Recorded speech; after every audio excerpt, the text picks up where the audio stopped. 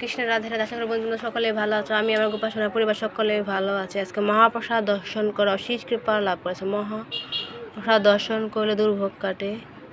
গদাধর পণ্ডিতের আজকে শ্রী শ্রী গদাধর পণ্ডিতের আবির্ভাব তিথি, তো সকলে মহাপ্রসাদ দর্শন করুন আর অশেষ কৃপা লাভ করুন। গদাধর পণ্ডিত কি জয়।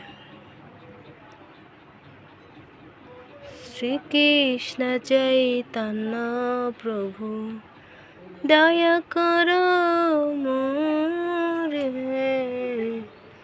শ্রীকৃষ্ণ চৈতন্য প্রভু দয়া করো মোরে, তুমি বিনা কে আছে জগত সংসারে, হাহা প্রভু নিত্যানন্দ।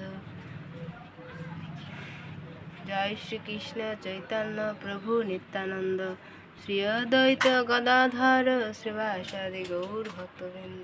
হরে কৃষ্ণ কৃষ্ণ কৃষ্ণ হরে হরে, হরে রাম রাম রাম হরে হরে।